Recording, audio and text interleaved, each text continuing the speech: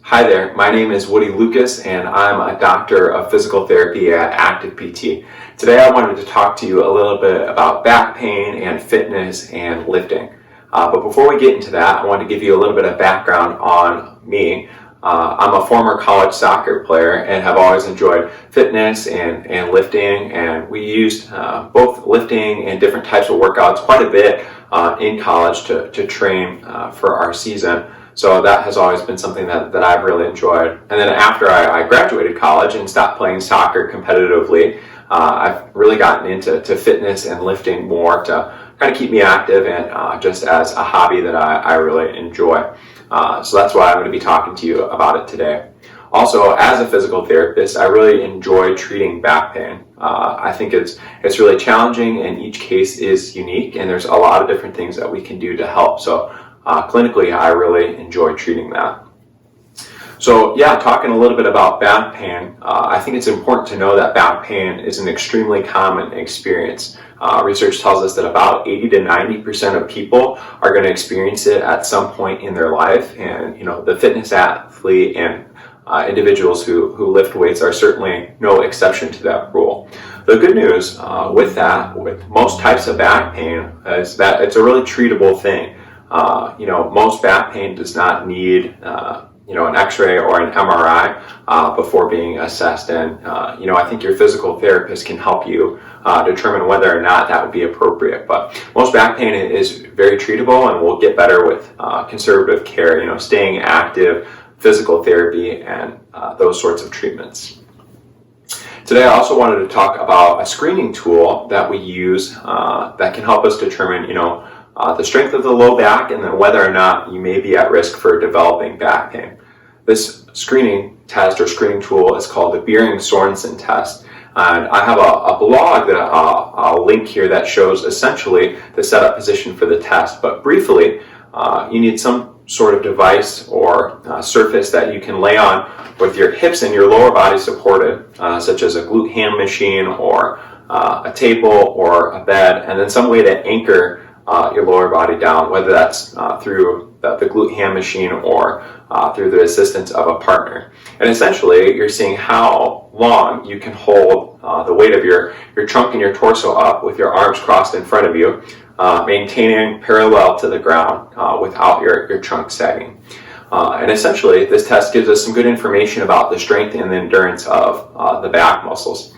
Research shows us that if you can hold that position for 198 seconds or more, you're probably at lower risk for developing back pain in the future. On the flip side, if you hold that position for 176 seconds or less, you may be more likely to develop back pain in the future based on the strength and endurance of the lower back muscles. So that could be a nice screening tool that we use to give us some information about kind of where the strength of the lower back is at. Another piece of advice that I generally like to give about back pain is that it's really best to stay as active as you can in the midst of back pain. We used to tell everyone who had back pain to go on bed rest and to avoid any activity. And as more research was done and we found out more, we really realized that was poor advice, and that staying active is a much better route. And again, you want to do that within your symptom tolerance, but really staying active and staying moving is one of the best things that you can do for back pain. I also wanted to highlight, particularly for the fitness and lifting athlete, the difference between strength and motor control. So to perform a movement such as a deadlift and a power clean, there are really two, and I guess you could even argue three elements if you throw mobility in there that are important. But the two I'm going to talk about here are strength and motor control. I want you to think of strength as kind of the power or the raw muscular ability that's needed to complete a movement. That's certainly an important part of the athlete's ability to complete the movement. The other part is going to be the motor control or that neuromuscular control. And essentially you can think about that as the athlete's ability to really coordinate that movement and to coordinate the activation of those muscles appropriately and really sequence it appropriately. And I think those two elements are both absolutely essential for the fitness athlete and for the lifting athlete to be able to complete movements properly. So those are two things that we really look at when we're helping athletes rehabilitate after they have an episode of back pain. So those are just a few of the items that I really like to look at when I'm working with fitness athletes and athletes who are completing lifts. For this next part of the video, I want to show you some of my favorite exercises and activities that I use to help athletes stay active as they're rehabilitating their back pain, and then use as a bridge or kind of a segue back into some more of the challenging movements and lifts that they like to do. So I'll show you that now. Alright, so today I'm going to show you an EMOM, which is a way that we can structure some of the exercises that we would use to get back to lifting. In this example, we're going to use 3 different exercises, each done for about 30 seconds of work on a minute, and then you rest for the remainder of that minute. Then you move to the next exercise, work for about 30 seconds, and then rest for the remainder of that minute. If you want to increase the challenge a little bit, you can increase the amount of duration that you're working. For example, you could work for 40 seconds and then rest for 20 seconds or so, and then move on to the next exercise at the start of the next minute. So we're going to show here 3 exercises, and I recommend going through 3 or 4 rounds of that, and this can be a nice way to structure some of your rehab exercises. Alright, so this first exercise I want to show here is a great exercise that you can use as a stepping stone to get back to movements such as the deadlift or the clean, things like that.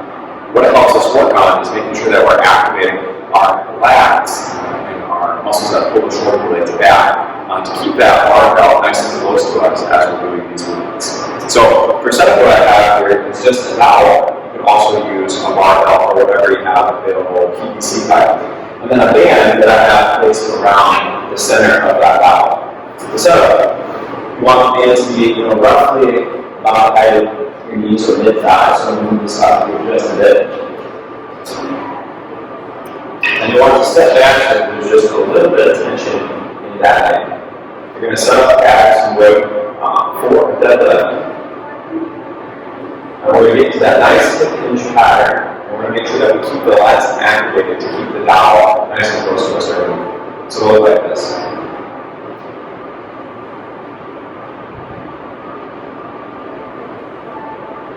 Making sure that we're really pulling those arms back to keep that dowel nice and close to us.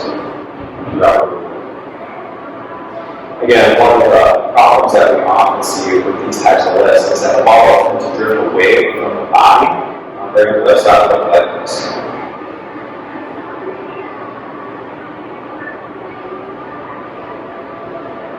And obviously that's a little overemphasized, but this will help kind of correct that problem in some of these movements. The next exercise I'll show here is another movement that you can use as a precursor to getting back to the deadlift or other lifts that kind of utilize that hip hinge pattern. So what we need for this is just a band like so, any type of elastic band that's in the loop will work. And to set up, we're going to step over the band, like so. And then we'll step inside of the loop and put it up over our shoulders. You want it to sit at the base and then that climb over the top of the shoulders. Then from there, we're going to initiate a hip hinge pattern very similar to that which we'd see in that other type of movement. And you can even pretend that you have a barbell in the hands. That way. So, again, from here, make sure to squeeze the glutes and drive up against the tension of the neck.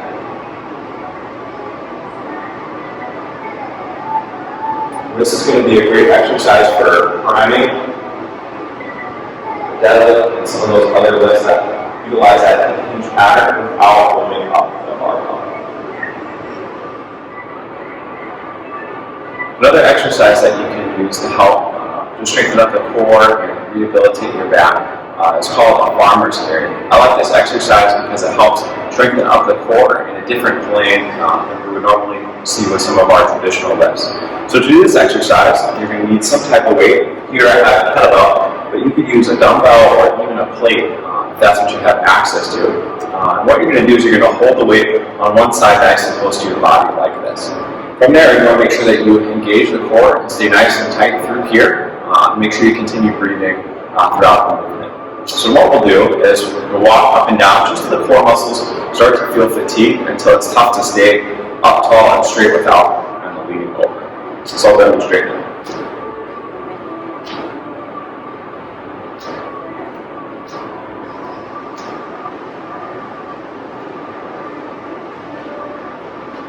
Typically, this exercise is a little bit more difficult and challenging when you're holding the weight on one side only. You can also perform on holding weight on both sides. That will be a little bit more of a stress evenly than the weight on one side. But you can try it both ways and perform whatever's more comfortable for where you're at in your rehab process. So those are a couple of the exercises that I like to use to help athletes stay active in the midst of back pain. If you have any questions about these exercises, don't hesitate to reach out and let me know. And yeah, give them a try and let me know what you think.